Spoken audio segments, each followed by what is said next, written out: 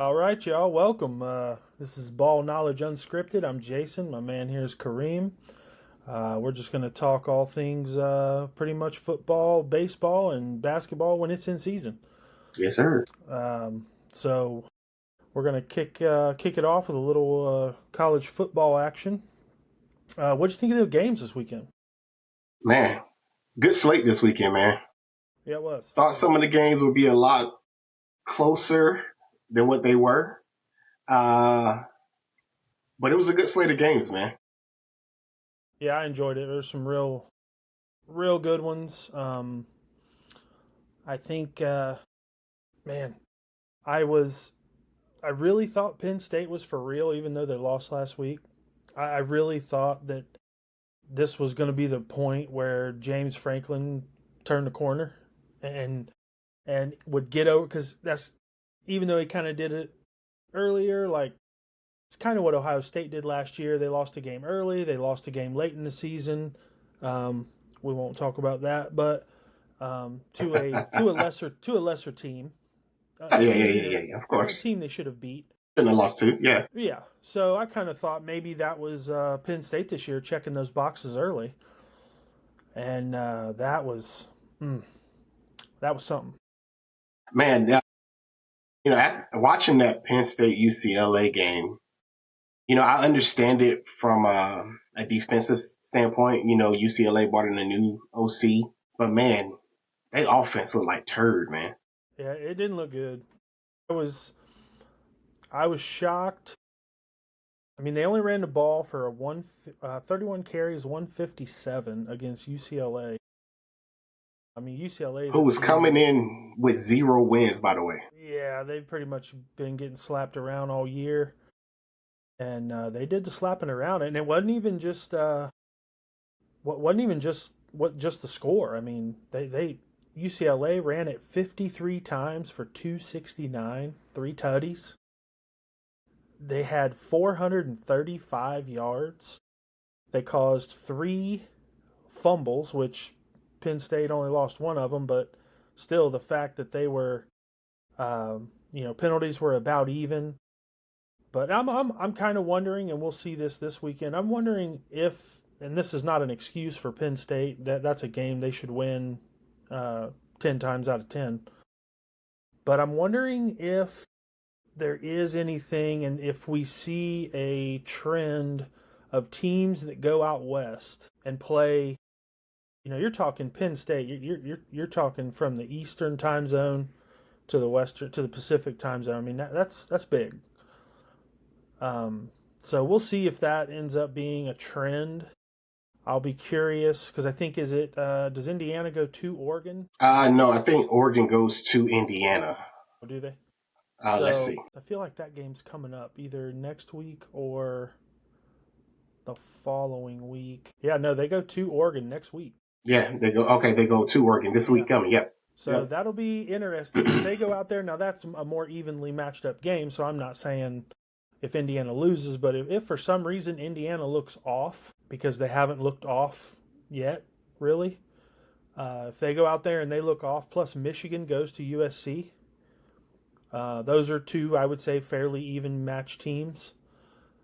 So I just think that's something to keep an eye on. Just, again, not making an excuse for Penn State. That's a game James Franklin and Penn State have to win. I mean, teams travel. That's not new. But I think the amount of travel going coast to coast, and you could say the same thing. I mean, Oregon, I think, travels more than anybody this year. Yeah. Yeah. They have not had an issue yet. I don't know how much I haven't looked at their schedule a ton, so I don't know exactly how much they've traveled yet. But just something to keep an eyeball on. Yeah. I walked out of that game with two questions. One, is it time to cut the cord on James Franklin? And two, is Nico as good as advertised? Yeah, He looked like a first round draft pick in that game. he looked good, and that's what's difficult, I think, about, and I think that's something that, as college football fans, we are going to have to get used to. The day, we talked about this before, but the days of running the table and going 13, 14, Yeah, 15, that's 0, over. those are done.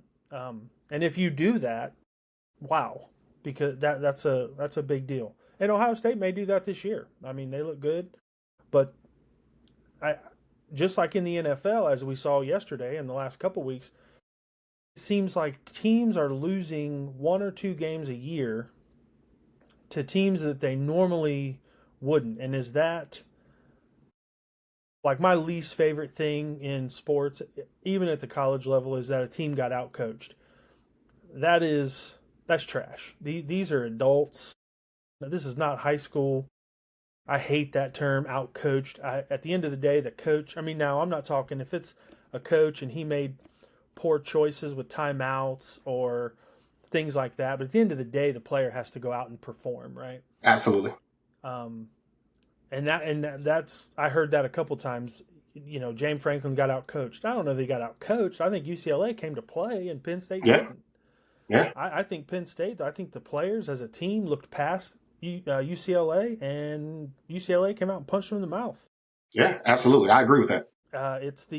We've seen it in games. It's the Ohio State Purdue game from whatever it was 6-7 years ago. There's no logical reason that they lose those games, but sometimes all the stars align on a particular team. They're fired up. Maybe they were fired up because of the coaching change. Maybe they were fired up because, the new offensive coordinator, and that changed the way they. Obviously, every coordinator's a little different. Maybe they flourished under the way he called plays. I think it's a slight disadvantage for, in this case, Penn State, because you don't have any history to go off of for that coordinator.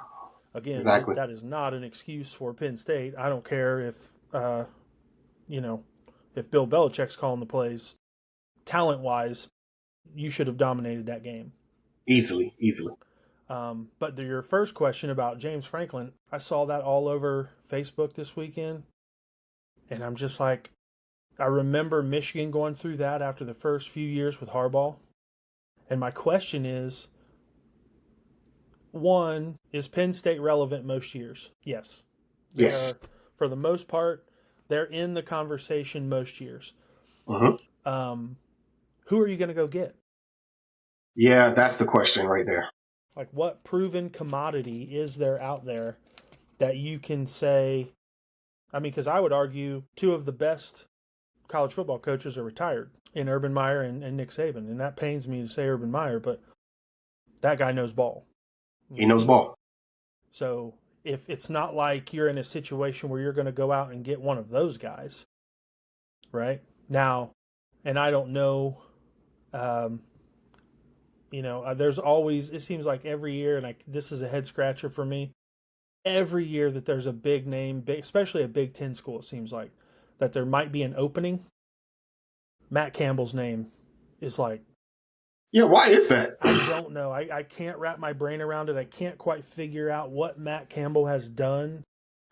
I know he's won some games. He's done well at Iowa State, but I don't understand that. I don't know what. Yeah, but Iowa State hasn't done enough for him to render the attention that he is getting. No, I don't get it. And when you look at rendering attention, you know who didn't deserve the attention that they got to start this season? Your old buddy Arch. Yeah. Woo! That is wild that we are only 6 weeks into the season? Yeah. And the preseason number 1 and number 2 are no longer ranked, and that is wild. Yeah. Which leads to the next, who the current number 2 is, the new number 2, Miami. Yeah, the U, man. Miami, Florida State. I was expecting that to be a great game, and it was not a bad game. I thought it was a good game. It was a good game. But Miami looked good. Yeah, it was. Miami showed that they were a more dominant team. They were a good team last year with Cam Ward. And, man, Carson Beck has just taken over, and he's actually elevated that offense because his numbers at this point are better than Cam Ward's were last year. Yeah.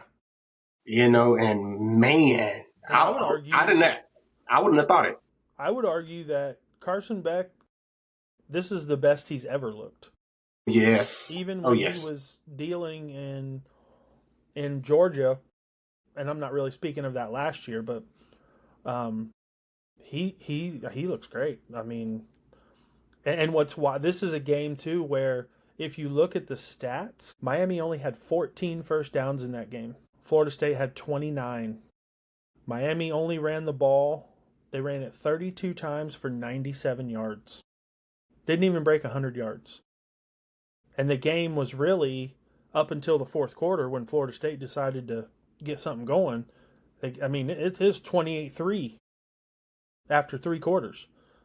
So, what it didn't necessarily really make much of a difference. I mean, Florida State, 3 turnovers, that'll hurt you all the time. Every time. But Florida State won they had 404 yards, they had more passing yards, they had more rushing yards. And Miami was even penalized 13 times. 13 penalties against Miami for 114 yards. 114 penalty yards. That usually gets you. And that game was not really, even though the score ended up being 28-22, that game never felt close. No, not at all. Not at all. Carson Beck goes 20 of 27 for 241 and 4 touchdowns. Dude, I'll take that.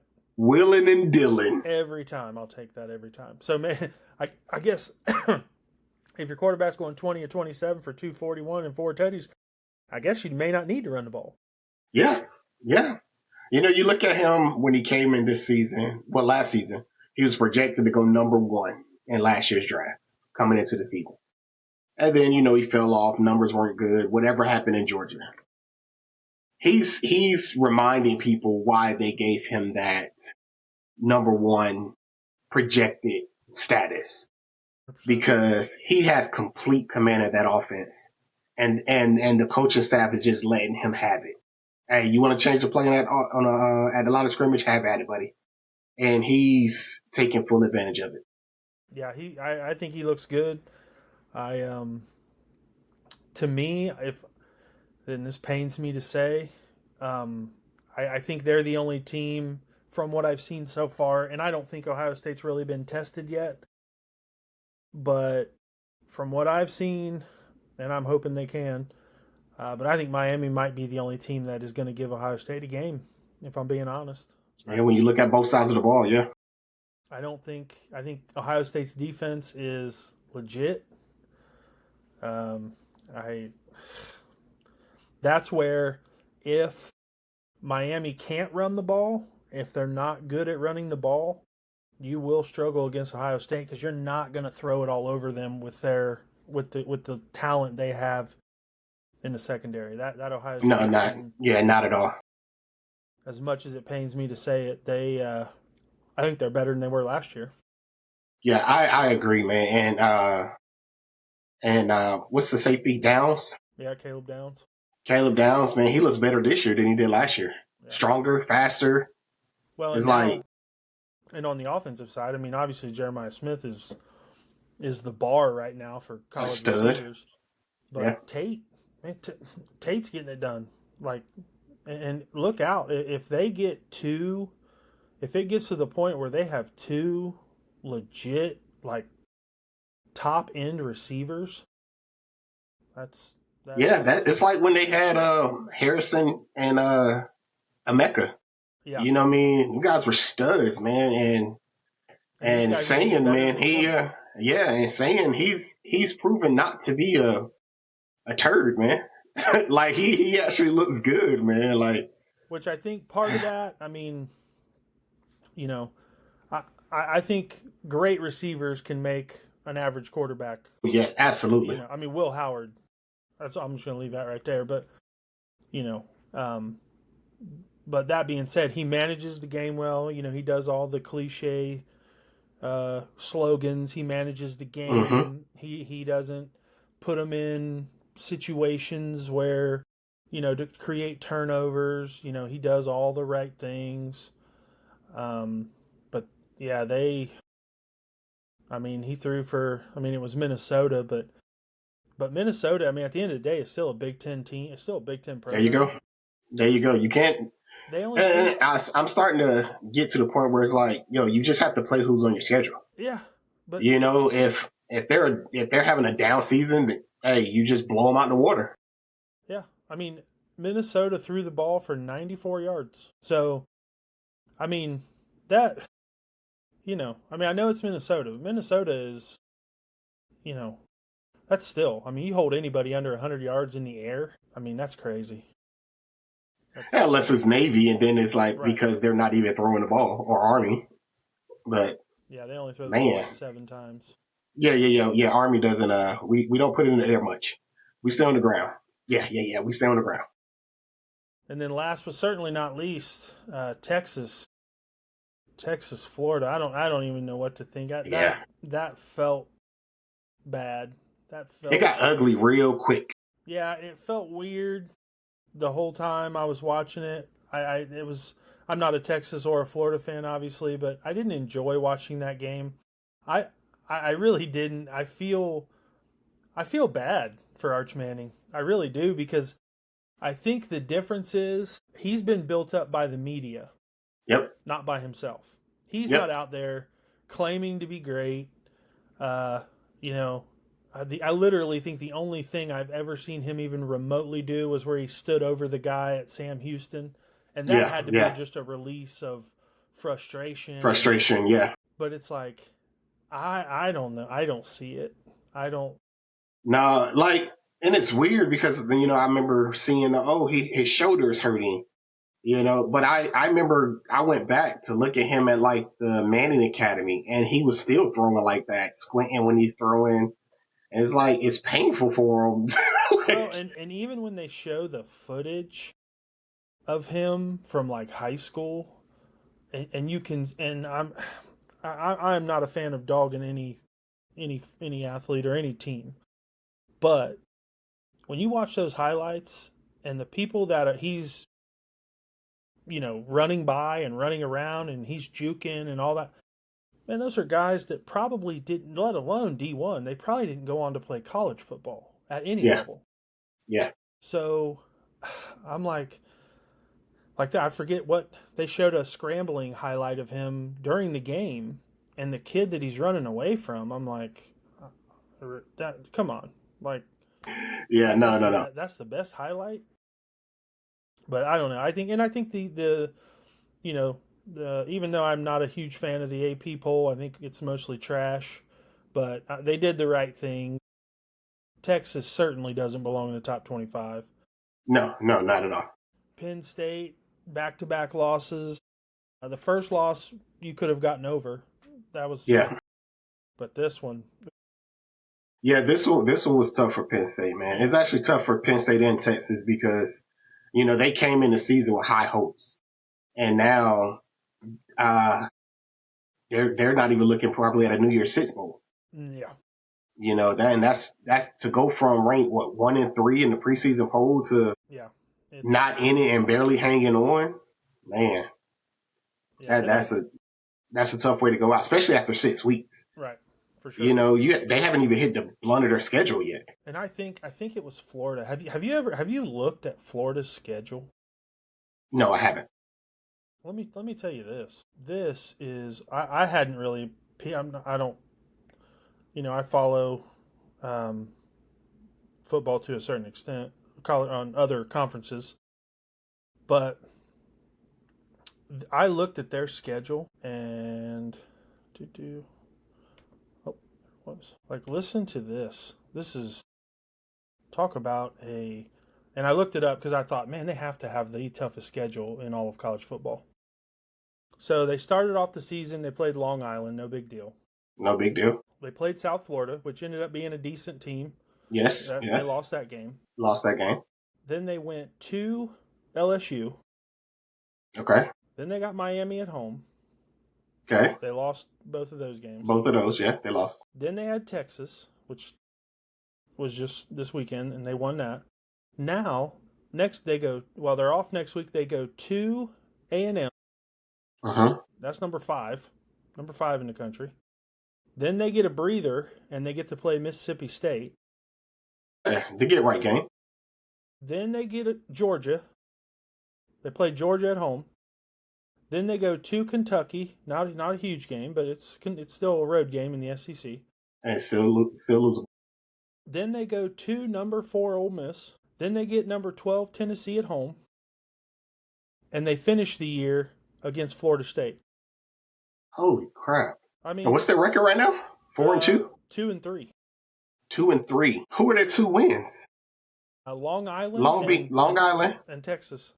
And Texas. But they have 1, 2. That makes 3. that Texas win look even worse for Texas. Yeah, they have 3 more top 5 teams to play. And then a 12, and right now Florida State is 25. Wow. Man, they could, if they run the table, they'll be the surprise of the season, bro. Oh, if they run the table, they might be the first 3-loss team that'll get in the playoff. Yeah, easy. I mean, you've got that. I saw that. I knew they had a couple toughies left. I had no idea. And then like I say, to top it off with a out of conference state. So every game they have left is ranked except Mississippi State and Kentucky. And Kentucky. Yeah. That's gonna. Yeah. Well, they better hope they even win 6 games. Yeah, I was blown away. I thought, oh my God. I mean, that means when it's all said and done, they will have played at the time they played. 1, 2, 3, 4, 5 top 5 or 5 top 10 teams, and then Tennessee and Florida State. So they will have played 7 ranked teams at the time they played. 12.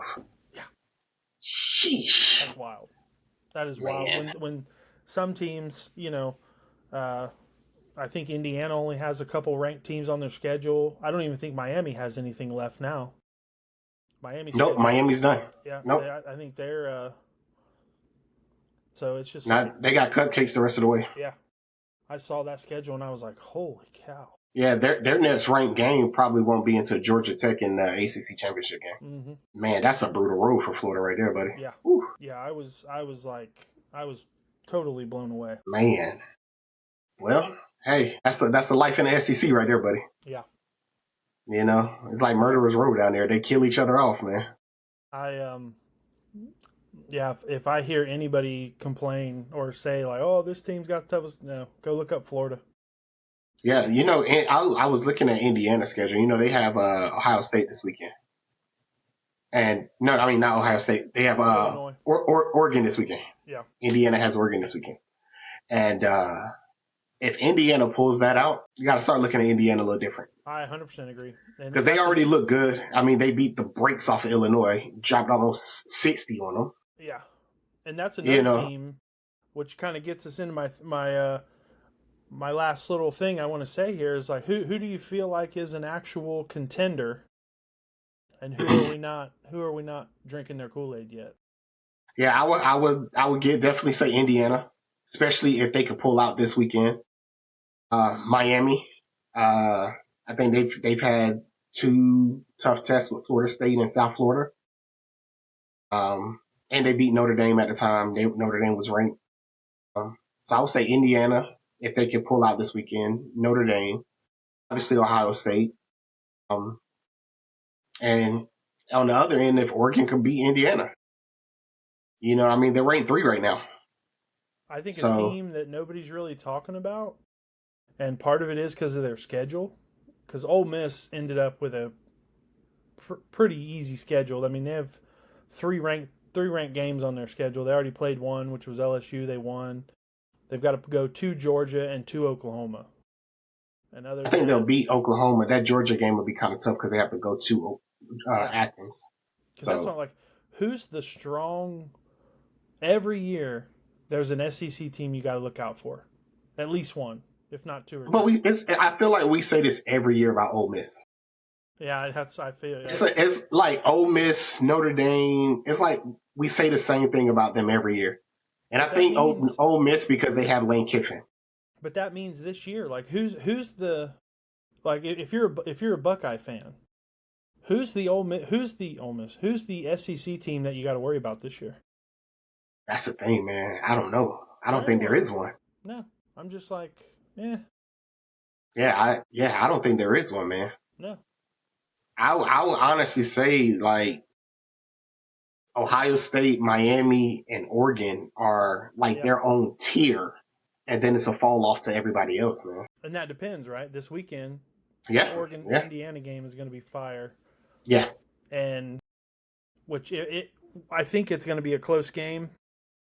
But if one of those teams blows out the other one, and by blowout in a game like that, I mean if they win by more than 2 scores, um, I think it's like a three-headed race. Because after that, I mean, I think Oklahoma, if Mateer comes back healthy and that doesn't end up being a nagging injury through the season, I think Oklahoma could be tough because their defense is good. But it sucks that he got injured because I think he'd have been and he still might be. He could come back just fine, but he would have been a Heisman finalist, I think. yeah. I think right now Carson Beck is my Heisman front runner, Yeah. Either him or the and kid from Oregon. yeah, yeah. But I have the kid from Oregon at number two, Yeah. um, only because of what Carson Beck is doing up to this point. Like if you put their numbers side by side, like it's not even. You take their names off of and just put their numbers up, you're going to pick Carson Beck's all day long. Yeah.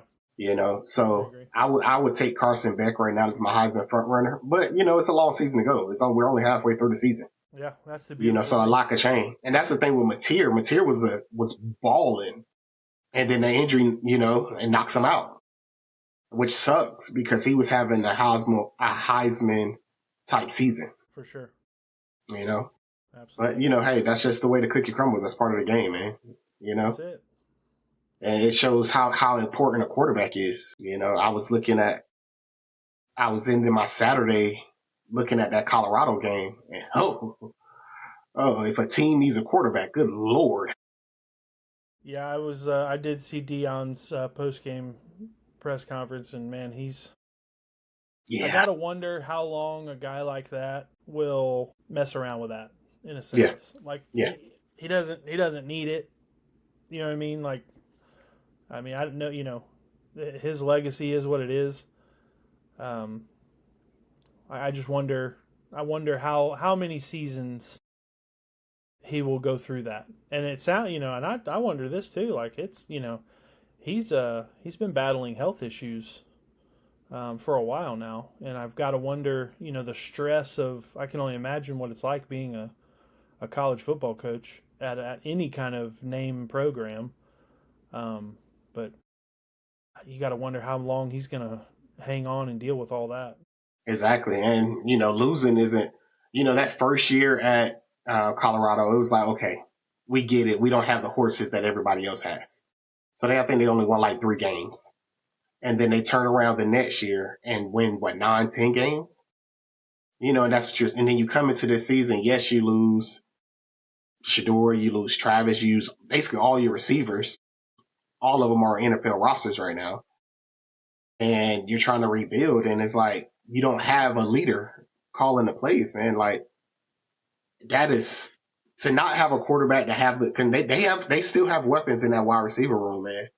But to don't have not have a quarterback that can get the ball to him is tough. Yeah, yeah, it's that's a situation there for sure. I don't know what the I mean, obviously they've got to, get some better recruits. Yeah, that'll be interesting to watch and see how all that unfolds. Yeah. But yeah, that's What the I beautiful yeah thing too. It's like all this is going on. We still got half a season left, yeah exactly, so a man, lot of these exactly. questions will be answered. Luckily, a lot of these teams, especially in the SEC, most of those teams play each other in some fashion. Um, so it's gonna be fun to watch. Yeah, man. This one thing that I love about football season, bro. To end my Saturday watching ball and then to wake up early Sunday morning to watch ball, man. Yeah, Oh my I gosh, man. I was not really in favor of those like cross the pond games, but I gotta be honest with you, it's kind of nice getting up at Yeah. an actual not a replay but an actual game Yeah. going on at eight Yeah. o'clock in the morning. Like Absolutely. That's fantastic. Absolutely. I didn't I didn't join the Cleveland, Minnesota game until like second quarter. Yeah. But I have to say, man, short Dylan. That's what everybody was worried about. Oh, he's too small. He's too small. Yeah. And, you know, Kevin Stefanski got him out the pocket so he could see everything. Now, granted, I think he threw like 2 for 10 for anything over 10 yards. But I mean, he was getting the ball out of his hand quickly. When he made a decision, he was decisive about it, man. Yeah. I was actually impressed with it, man. And they were. It wasn't a turd show, man. He was actually impressive. Yeah, I mean, they were in the game. I mean, it wasn't. None of it was necessarily pretty, but it wasn't like, I mean, they held their own. Yeah. Joe Flacco, you could tell Joe Flacco wasn't in there. Oh. You could tell Joe Flacco wasn't in there. I feel like because that guy's been playing since I was in high school. Yeah. It seems like it. And it's like, oh, we're going to bring him for. I don't even understand why he started the season. Yeah. I'd have just had him in the room, teach the young guys, hey, this is how you prepare. Right. But he would have never saw the field. No. I mean, dude is like 100. He looks like it. He looks like it and he moves like it. Yeah. I know 60-year-olds that move better than him. Yeah, it doesn't look good. No. This would definitely be his last season. And I don't know why we had this conversation before too, but I don't know why. Like, with where the Browns are, you're not contending. That's just the facts. Why wouldn't you play those 2 young quarterbacks and just see what you have? Exactly. I mean, for crying out loud, I mean, Doug Flutie got a chance. Yeah. And I just I don't understand it. No, but you know what I can say? It's the Browns, man. Yeah, they're going to do it's the Browns. And they're going to continue to do Browns things. Exactly. Something. Well, speaking of, so I found this interesting, this kind of leads into us covering, getting on the NFL. But I thought this was very interesting, and I was curious if you would know any of these. All right, let's go. So this is from Athlon Sports is who put this out. Shout out to Athlon. This is the longest active streaks of winning seasons. Okay. So we'll start. We'll get the NBA out of the way real quick because it's not their season. But who do you think has the longest active streak of winning seasons? I would be willing to bet you can't name one of the top 3. In the NFL? In the NBA. In the NBA. All right, well, let's see. So when we say winning seasons, we're talking above 500, correct? Yep, just winning seasons. Okay. Because this blew my mind. I'm going to go Indiana. Are they one of them? Indiana is not in the top 5. Okay. All right. Well, let's just do process of elimination. All right. We know it's not Portland. Mm-hmm. Portland's not in it. Let's see. The Spurs aren't in it. The Kings aren't in it. The Nets aren't in it. You were kind of close with the Kings. Let's see. The Raptors aren't in it. No, the Raptors could be in it. Nope. The Raptors aren't in it because before the Kawhi trade, they had a losing season. And I'll tell you this. The team with the longest active streak of winning seasons has 14 seasons. Holy crap. Yeah. And the number 2 only has 9. Dude, you got me.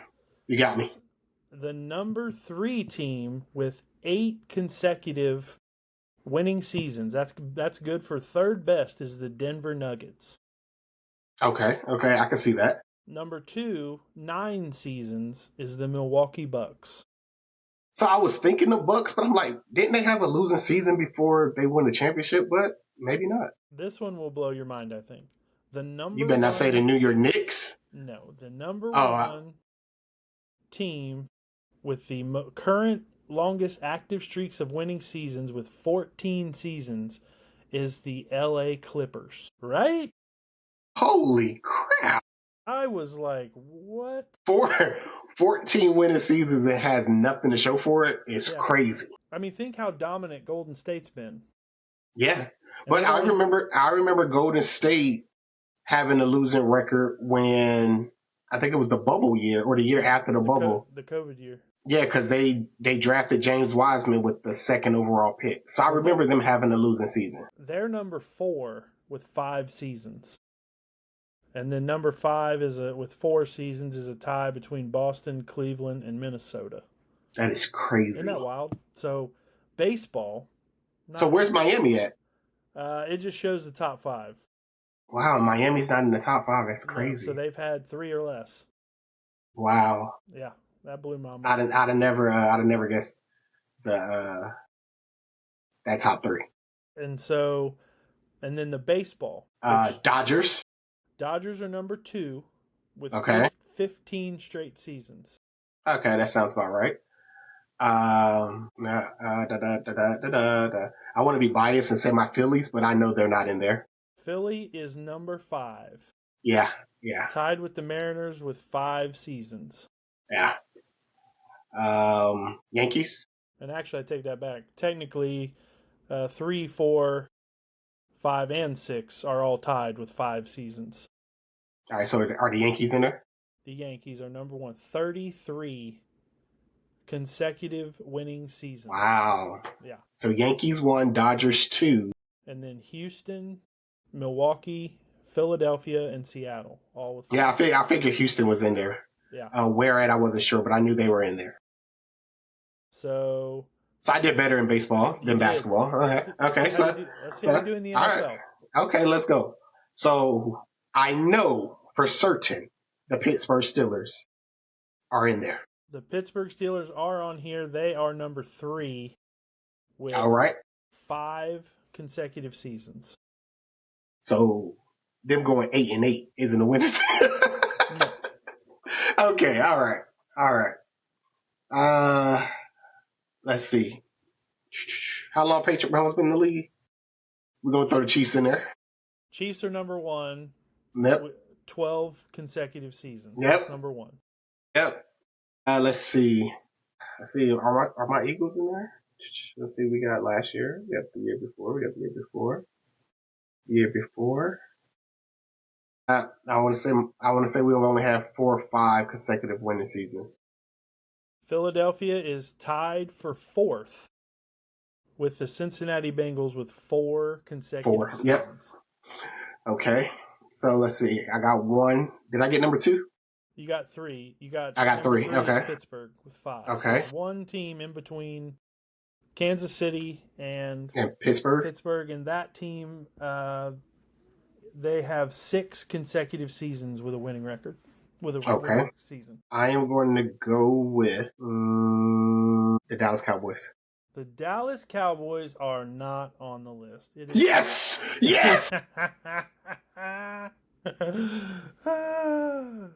Who is it? Who's number 2? It is the Buffalo Bills. Whoa! Buffalo Bills. Okay. I thought you would enjoy that. I saw that. I did. I love that Dallas is not number 2. Right. Yeah, I knew you would. I thought that was I thought the NBA one blew me away more than any of them. Well, that Clippers, they passed some teams, man. Yeah. They haven't been able to get over the hump. That's it. They're one of those teams that's like they win, they just don't win it all. Yeah, and that sucks, man. Speaking of not winning it all, man, the Bills and the Eagles went down yesterday, man. Yeah, my old man was he struggled. He's being a big Bills fan, so he struggled. But I said, hey, it's the NFL. Every team loses at least most years loses 2 to 3 games. Every team loses at least that. Yeah. So it's it's not the end of the world. You would like those losses to be against better teams, but hey, I think that New England team. I was trying to explain it to him. His team lost, so he wasn't really much for any research knowledge. He didn't really. Yeah, of course not. But I was trying to explain to him, that New England team is improved. They're improved. They have a good football coach, I believe. I think Vrabel is a excellent football coach. I still think it was dumb that Tennessee let him get away. Yeah, I agree. But it was a home game for Buffalo. Probably should have won it. But you're going to have those nights. You're going to have those nights where, and I don't necessarily know that.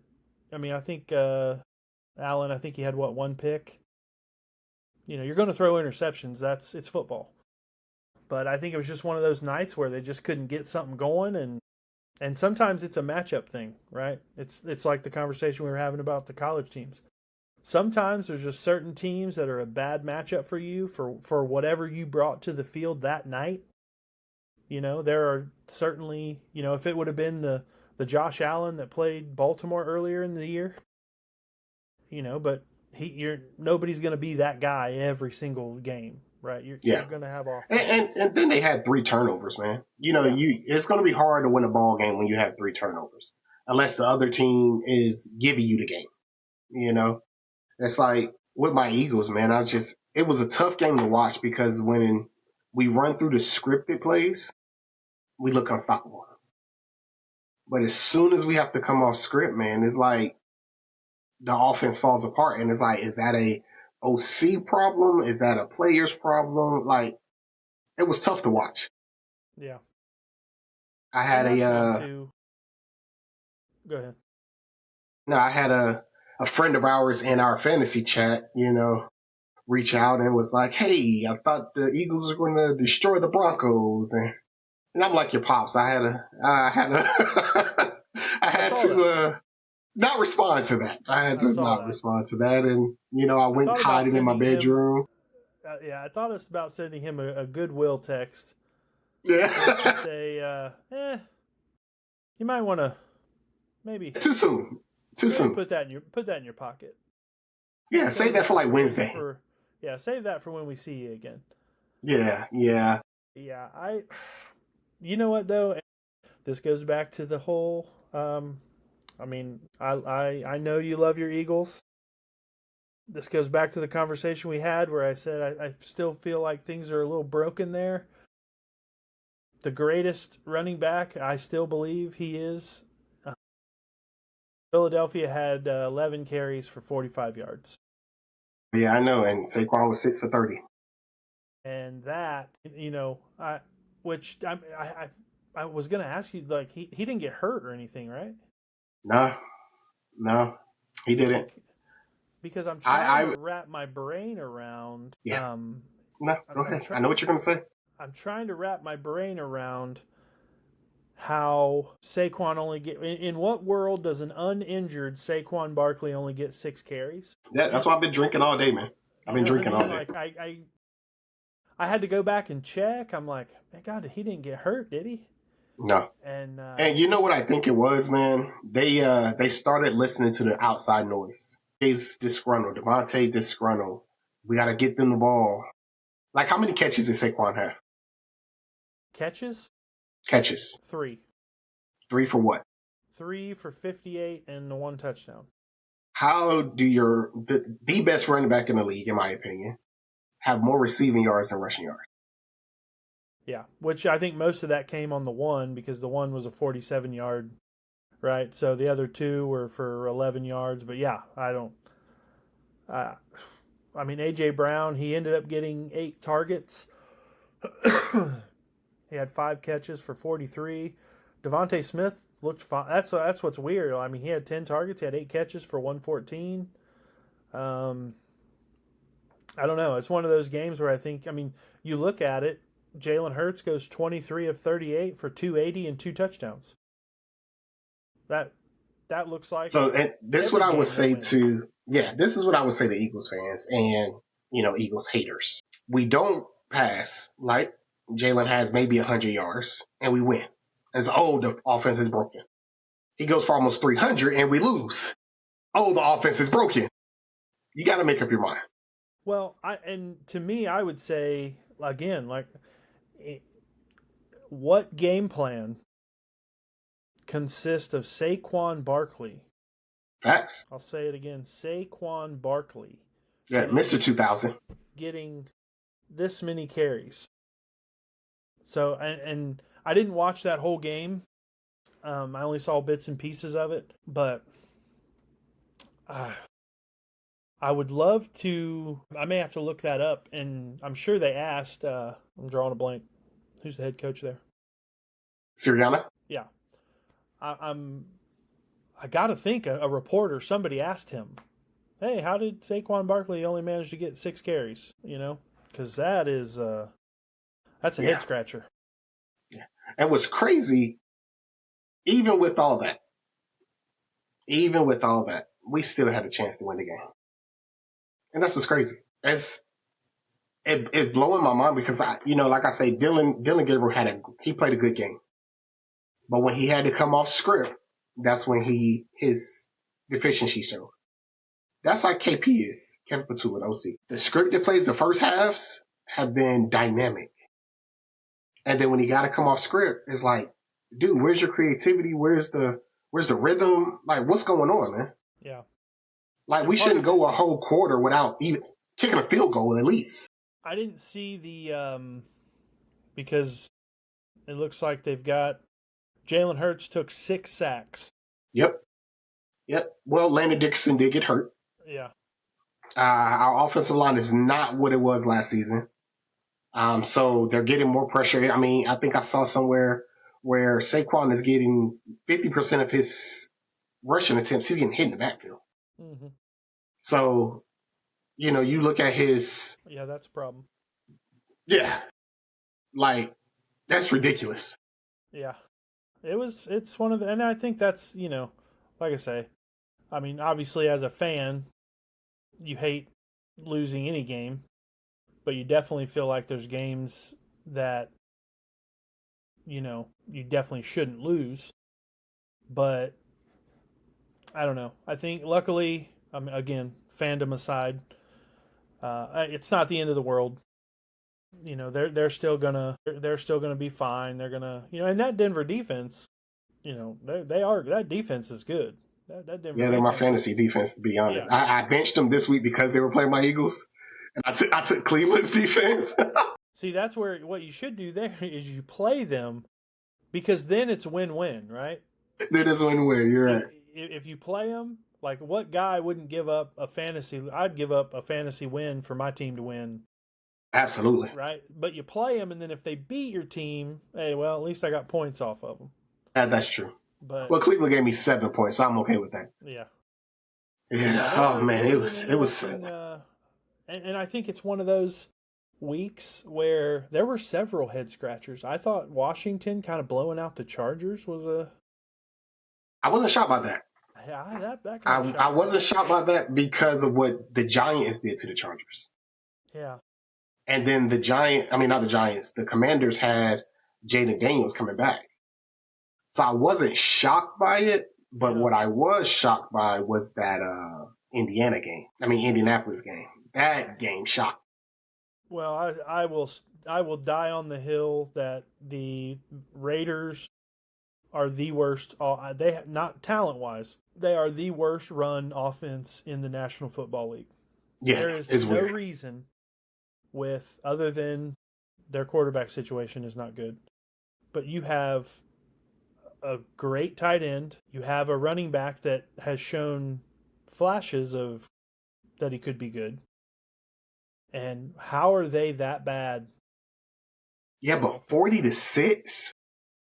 Well, I think that's one of those things where when you get down, you get so far down, it's like screw it, and we just. Yeah, I mean, if you're not in it, same thing happened in the Baltimore game. That Baltimore-Houston game, I think Houston got up so far, and I think Baltimore's just like, forget it, move on to next week. Because you can, in the NFL, you can do that. Yeah. But the games across the board, I was not surprised by the Thursday night, even though I think the Rams are a good team. And for San Francisco to go to the Rams and win that game, I thought that was big. Yeah, that was a good game. New England beating Buffalo was kind of a head-scratcher. Detroit even being remotely close in a game with the Bengals was a bit of a head-scratcher. Yeah, they should have blew them out. The blowout Indy over Vegas. The Bucs-Seahawks game was really, really good. Yeah, That was that a one. good game. Yeah. That was a good Baker game. Mayfield. Oh man. He's my MVP front runner, my guy. Well, I'm I'll gonna. tell you I know what. we were gonna talk about that later. That's my MVP front runner right there. Well, so I'm still on the Josh Allen train right now. Okay. Just because I think if he does what he does through most of the season, He'll come out on top. I think he will. Just because I think I still feel like I feel like this is the Bill. I think I said this last year, but and I'm not saying necessarily their year to win the Super Bowl. I do think Josh Allen is going to win one at some point. But I feel like this is Buffalo's year. It wouldn't surprise me at all for it to be a Buffalo Eagles Super Bowl.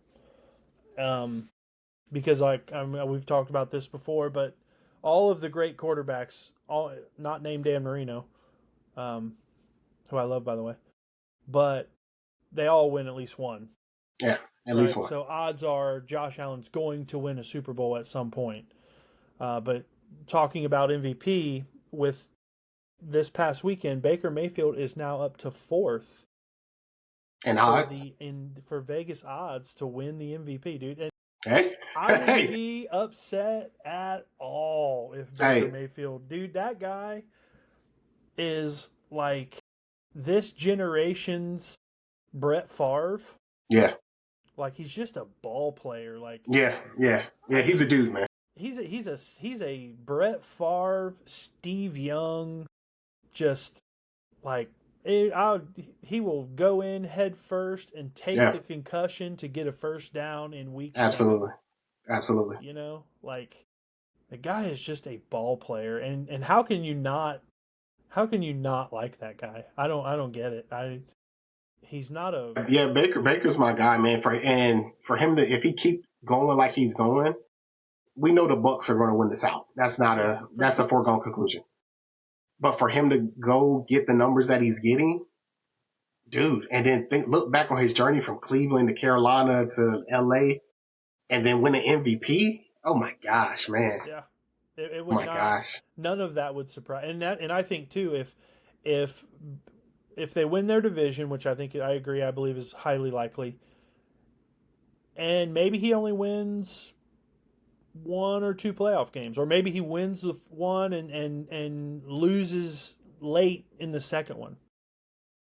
Like, I'm sorry, but what quarterback would have done that much with what he's got to work with?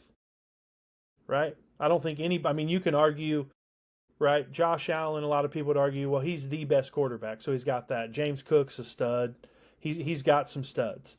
You know, obviously in Philly, they've got several guys. You know, Jalen Hurts can easily say, hey, I got the best running back. Patrick Mahomes is Patrick Mahomes doing his thing, but it's like, who are the guys, right? Like who could you say, like, yeah, Baker Mayfield's killing it, but it's because he has. Yeah, that was funny. Even if you say that, Bucky Irvin was out. Bucky Irvin's he's one of the best, but he's not the best running back in the league. No. Mike Evans is one of the best receivers in the league, but he's not the best receiver in the league. Well, and Mike Evans is no spring chicken. No, he's not. He's not. You got to remember, Mike Evans was at Texas A&M with Johnny Manziel. That's what I'm saying. That lets you know how old he is. Yeah, he's not a third-year guy. Mike Evans got some miles on him. Yeah. So that's why I said, who is the guy? Like, who could you say, like, oh, Baker's doing well, but he's got these guys? Like, nah. You can't. Because everybody, I would say almost every other guy I'm looking at on here, outside of, and the Justin Herbert is third in the odds, and I find that a little. I think Justin Herbert has that off of the Kansas City game. Yeah, because I think he's a little. Overrated. High. Yeah. I mean, if I'm being honest, Lamar is 1, 2, 3, 4, 5, 6, 7, 8, 9th. Which Lamar's going to drop because their record and he's injured. So yeah. But I don't necessarily have much faith in any list that has Dak Prescott on it. Where's Dak at 1? What I just say, Lamar was 8th. 9. I think you said Lamar was 9th. So 10, 11, 12, 13th. Good. Okay, great. Dak is plus 4,500. He's same odds as Aaron Rodgers. Okay, great. That's where he needs to be. Yeah. That's great. I can't envision why he's even on this list. No. No, I was looking at, and speaking of Buffalo, I was looking at the AFC. And it's like, for many years, it was like, hey, the road goes through there. They'll be okay because they had, this team to play in the AFC. I don't think that's the case this year. No, I think, but I think it's one of those things. I feel like it's, I think we all do it. We get too, wrapped up where things are, and it's week 5. Right? We're not even a third through the year yet. So it's like, a lot of it works itself out, but I think, and it's hard, and me not being a diehard fan of a particular team in the NFL, I think it's easier for me because I don't have emotional attachment to a particular team. But just as a football fan, I look at it like, hey, everybody's going to lose at least 2 games. And it's like, it's just which 2 are they and when is it? The big one in the NFL is, can you get to the end of the season with most of your team intact? Facts. That's the thing, right? Yeah. But it's like, I think all of the teams, because who is it? I think the Steelers are at the front of the division. I'm not buying that. I still think at the end of the day, there's a lot of games left. Baltimore's going to win most, if not all of their games the rest of the year. I mean, they might drop another one, but I think they still win that division because it's not very good. Yeah. The Bengals don't have Burrow. The Browns are trash. The only person in front of them is Pittsburgh. Yeah. So I just feel like, I don't know. I think it's a situation where those teams are going to, like I said before, they're all going to lose at least one game to somebody they shouldn't. But I still think at this point in the season, when I look at it, I don't know, part of me, this is going to sound crazy. Part of me isn't necessarily ready to take the Colts seriously. That's understandable. Because how many times have we seen teams rattle off 6-7? Yeah. Start the season 6-7-0 or 7-1, and then lose half of their remaining games left and don't even make the playoffs. If you look at their schedule, they beat the Dolphins, the Broncos, the Titans, lost to the Rams, and they beat the Raiders. So it's not like they beat 4 world beaters. Yeah. But in those games, they went 33-8 against the Dolphins. They had a 1-point win against the Broncos, 41-20 against the Titans, 40-6, and they beat the Rams. They lost to the Rams 27-20. So, I guess they're doing what they're supposed to do against these teams. But, you really won't, looking at the Colts schedule, you really don't have, this is our test game. Because they have the Cardinals, the Chargers, the Titans again, Steelers, Falcons, Chiefs, Texans, Jags, Seahawks, 49ers, Jags, Texans. I could see them winning their division. Because in the division is what, the Titans, the Texans, and the Jags. We'll see what the Jazz are working with tonight when they play the Chiefs. But anybody can win that division. Yeah, I agree. Yeah, except the Titans. And that being said, I think, one of the questions we have is the AFC still the dominant conference? And I don't know. If you do your Power 5 ranking, how many AFC teams are you throwing in there? Because if I have to do a Power 5 ranking right now, I'm still having the Bills and Eagles at 1 and 2. I think I have more NFC teams. And if I'm honest, and this is if I'm assuming that I don't know that I'm ready to jump on the Colts train yet, just because I want to see them play some better teams. But I think it's the Bills, and then I think it's 4 NFC teams. Yeah. Is that wild? Because you can go Eagles, Lions, Bucks, and Rams. Well, and I think, the fact of the matter is, even though that 49ers team is depleted, they continue to win. Yeah, and I think that's why I wouldn't put them in my top 5 right now, because they have so many injuries. But even with that, like you say, they're still winning. they're winning. And how many of those injuries were season-ending injuries? Bosa was season injury. He tore his ACL. Purdy will be back, I think, in 2 weeks. So that's what I'm saying. If they can carry it, even if they end up with, if they've got, I don't know when they buy, but they're 4-1. Yeah. If he comes back and they're 5-2 or 6-1, like Yeah, well, they have a bye this week. So are they going to use the bye week and then one more week? Yeah, because they had the bye week, and then they had the Bucks after that. They had the Bucks Falcons. Walking into that onslaught. Bucks, Falcons, Texans, Giants. But I think that'll be a good barometer to see. All right, are they and right, because I think you start getting to week 7 and 8. That's when I think the separation starts. Yep. Right, 7, 8, 9. That's when the separation really starts, because everybody is kind of like right now, other than your bottom feeder teams, almost most of the league is either at 500 or one game under. Right, so it's like two games and they're above 500. But man, if you can, if the 49ers could beat the Buccaneers, I think it kind of throws a wrench into it. Because I agree, I think Eagles, Lions. Part of me, I don't know. I'm torn on the Packers, because it's like I don't think you know what you're gonna get.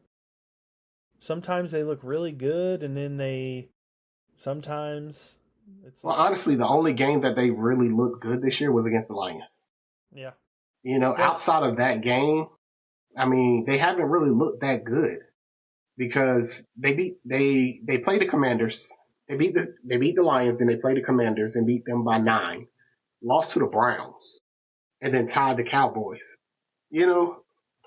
So, and they beat the Commander team that didn't have Jaden Daniels. Right. So. And I think Washington's another team that, if he's there and he's healthy. Yeah, I agree with that. They're going to be in the conversation. But I do think, going back to the original, when I look at the AFC, I'm not, other than the Bills, I don't think there's any other team that, I'm looking at like, oof, man, they're good. None of them. And that's the one thing about the playoffs, is a one game. So you can look at the NFC as a stronger division, but one game, that's all it takes. And one game in the Super Bowl, and you're clicking on all cylinders, and they're not, but. And it certainly doesn't hurt that the Bills play in a horrendous division. Absolutely. That's why it was such a big shocker that the Pats beat them last night. Yeah. Giving themselves some confidence in that division. For sure. Because the Bills been running shop in that division. Yeah, is not good. AFC North is, and the Steelers. I don't know. The Ravens are sitting at 1-4, and the bottom line is John Harbaugh doesn't have losing seasons. Like, the guy wins football games. Yeah. And I still believe, obviously it'll depend on, Lamar Jackson and that whole situation, but assuming that he's comes back and he's healthy, I still think, even though they're 1-4, I still think they can win that division by 2-3 games. But dude, who at the before the season started would have said after week 4, 5, the Ravens and Browns would have the same record? Right. The Ravens and the Browns will have the same record. Yeah, it's wild. Well, wow. And you can say that with several teams. Like, did anybody have Kansas City going 2-2 in their first 4? I want to say I did, especially when I knew that Rice wasn't playing. I had them losing to us, and I had them losing to the Ravens. Yeah. But I had them beating the Chargers and beating the Giants. So I did have them going 2-2. That surprised me. I was, because they're still a good football team. I mean, yeah, absolutely. They're getting older, but and It wouldn't shock me if they still I mean, they're only 2-2. I mean, the Chargers aren't running away with it by any means. Yeah, no, not at Or the all. Broncos. I think the Chargers win that division in the end. So do you think tonight is a must win for the Chiefs? No, because I think must win for what? To win the division? Yeah, to stay in the hunt. No, because I think the Chargers win the division, but I don't think they run away with it. Okay. So then that puts the Chiefs into a wild card. Yeah, I think that's more likely. But again, that's what's wild about the NFL, right? We're saying all this, and we're 5 games in. Yeah. So it's like, yeah, no, absolutely. Teams can certainly go on a run. Teams can certainly shit the bed going forward. Because if you look at the Chiefs' rest of their schedule, they have the Jags tonight. Then they have the Lions. Then they'll play the Raiders, Commanders, Bills, Broncos, Colts, Cowboys, Texans, Chargers, Titans, Broncos, Raiders. So looking at their schedule, if they lose tonight, right, they could possibly lose 3 of the next 6 games, 7 games, 8 games. Yeah. Because they'll beat the Raiders. And then you say they take a loss to the Jazz, loss to the Lions, loss to the Commanders, and they play at Buffalo, so loss to the Bills, Broncos, Colts, and Cowboys. Yeah, that's rough. So they're gonna need some home magic and some referee help because I think they have one more week before Rice comes back. Yeah, because he was out 6 games. Yeah. So man, they're gonna have to get on that wagon real quick. Yeah. But that's the thing too. I mean, with the NFL, it's like all you have to do is, unless you're a team that is fighting for a 1 or a 2 seed, you're just trying to make it to the playoffs. Yeah. And yeah, if you're that's in true. the right division where, like, especially, which I think, because I think Denver is just going to be like pesky this year. They're just going to kind of be in the way. They're going to mess shit up. Yeah. I don't Like think they they're did not going to yesterday. win anything. They're going to be Fuckers. difficult. Yeah, they're going to be difficult, and they're going to be in the way. It's going to come down to the Chargers and the Chiefs. The Raiders are going to do. I think in my opinion, they're the worst team in the league.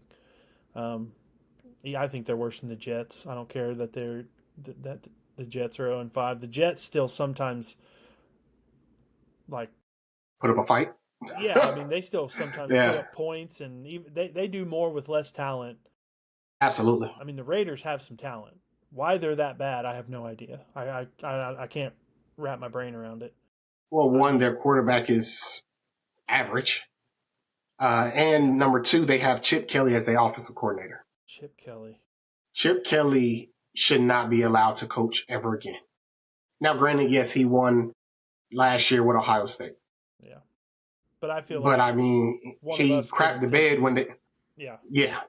He crapped the bed against Michigan. They should have ran away with that game, and freaking Michigan put the work to him. So, I mean, my 11-year-old could have coached that Ohio State team and won the national championship. Right. You know, so, but what Chip Kelly did with my Eagles, man, I would never trust that guy with the headset ever again. Right. That guy is a turd. Yeah. No, I get it. Oh, man. I think. Oh, man. I don't. Genty said he feels comfortable standing straight up, taking a hand off. Chip Kelly said, no, drop down 3 inches.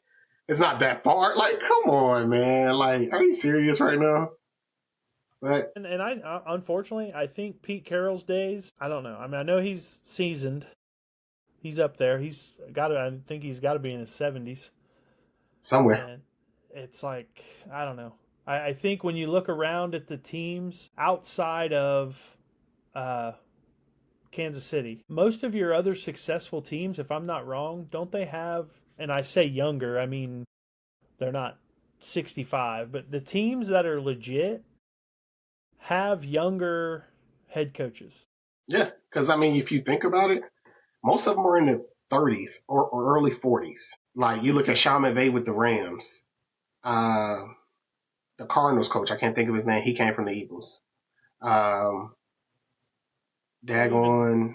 Saints with Kellen Moore in Detroit. Yeah. It's like, I don't know. I just feel like, the Minnesota Vikings coach, Yeah. like they're all just young. Even Harbaugh. Harbaugh's not 60, I don't think. But I don't know. I just wonder, like, Yeah, but even with Harbaugh, he's relatable. Actually going down to college and actually helped him out.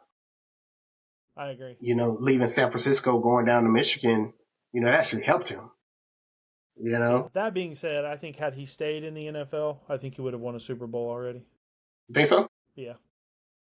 I think I think for whatever reason, and I never did read too much into that San Francisco story. I didn't care about it at the time, but, um, I remember a buddy of mine used to say that Harbaugh was a rah-rah coach, and he was built more for college than he was for the pros. And I'm like, one, I never gathered him as a rah-rah coach. When I think of a rah-rah coach, I think of like PJ Fleck, um, you know, um, James Franklin, those Lincoln Riley, like those are like when I think of like rah-rah, or Dabo Sweeney, like when I think of Jim Harbaugh, like I I think of him as, that's why I always felt as a Michigan fan like, man, what a bargain. We're getting a proven, and I mean he didn't win the Super Bowl, but he took a team to the Super Bowl. That's hard. There's a lot of coaches that coach their whole career and never get that. So the fact that we were lucky enough to have him for as long as we did, I always felt like, in a way, like, man, you're getting a pro coach that has is coming down to coach college. I always thought that was a huge advantage, and obviously, based on the numbers that he sent to the NFL, he was doing something right. How many years in a row have y'all beaten Ohio State? It'd be 4. Yeah, okay. I thought so. Now that being said, they haven't won in 5 years because they didn't play each other the COVID year. Yes. But after that, 4 straight. So yeah. Okay. I thought that's what it was. Yeah, that streak could come to an end this year, and it wouldn't surprise me if it does. And if it does, I'll deal with that. I mean, I'll be over it within 3 to 6 months. But I think that Ohio State team is very good, but they were very good last year, and there was no reason whatsoever that Michigan should have beat them. So part of me, part of you has to wonder, is that I do believe there is a real thing as a mental block for a team, because I think that's what Michigan was going through for years with the long success that Ohio State had against Michigan. I mean, you figure for the better part of 15 years, other than the one Luke Fickell year, I mean, they beat them up. So, and I don't necessarily think that because some of those games were really close up until I think the 18 and 19 game were kind of blowouts. But before that, certainly under Harbaugh, the games were fairly close, except for those 2. But so I do believe maybe not so much in the pro level, but I certainly believe at the college level, I think that's a thing. So who knows? I mean, at the end of the day, and two, that's the thing we don't know too, is because we haven't seen Ohio State play a tough team yet. Because now we know that Texas game, and they only won that 14-7. It wasn't like they blew them out. Yeah. And now we know Texas isn't very good. So right now, who's Ohio State? They're just hanging numbers on everybody, but they've all, who have they played? A bad Texas team. They played Grambling. I mean, Minnesota.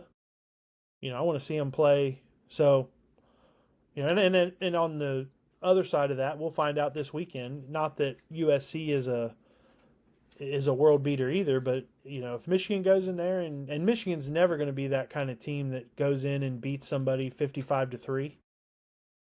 That's just not they run the ball too much for that. So we'll see. It'll be interesting. Yeah, I mean, looking at Ohio State's schedule, they only got 2 more ranked games. You guys in Illinois. So we'll see. We'll see what happens. Which I think that's a travesty in coaching, that Indiana doesn't have to play one of them. Yeah. Indiana I feel like every other team, because Michigan and Ohio State have to play each other every year. Every year. And if you're a team that is doing well, and which these schedules are made years in advance, I understand that too. But the fact that it ever came down to a team going through a season and not having to play Michigan or Ohio State in the Big Ten, yeah, what? Yeah. That's, I mean, for the better part of time, they are the two best Big Ten teams. How do you go through a season and not have to play either of them? That's crazy. Yeah, but Ohio State to get a test this weekend. They play Illinois. Now, granted, Illinois got the boats ran off of them against Indiana 2 weeks ago, but we'll see. It's at Illinois, so it should be a good game. Yeah, I'm looking forward to it. I'm looking for all this stuff. I think that's what makes football so much. And I love baseball. I'm a huge baseball guy. But in football, every week is like such a big deal. Yeah. In baseball, it's like because the season's so short. Yeah, you can have a 5, 6, 7, 8, and most teams do a 5, 6, 7, 8 game losing streak, and still win your division by 10 games. Yeah. But in football, it's like right now, we're talking about who the contenders and pretenders are after 5 games, and there's 2/3 of the season left. And it's beautiful because 90% of it will work itself out. And that's why, and this is why, and I don't necessarily have the answer, I have an idea, but this is why until college football figures out a way to shrink the number of teams and have an actual league instead of all of these, because, you got all these teams, and in reality, maybe 20 of them have a legitimate chance. And that number's probably more like 10 that have a legitimate chance at winning a title. So what I want you to do, Jason, our next episode, I want you to tell the world of your plan of how college football can be saved. I got you. I've been working on this plan. Hey, this is a what do they call that? Not a memoir. What do they call that thing? I'm at a loss. It's like something you've been creating. I can't remember what it's called, but yeah, I have been compiling this information in my brain. Some of it I even have written down in a little book. See? Of a perfect. Not everybody would like it, because there would be teams that would not like it. But if you wanted to have a legitimate college football national champion, then you would go with this thing. And the beautiful thing about it is it's not set in stone, the teams. I think I've explained it to you, I know, before. It leaves an opening for any team to get in. Right? You just have to play your way into the league. Yeah.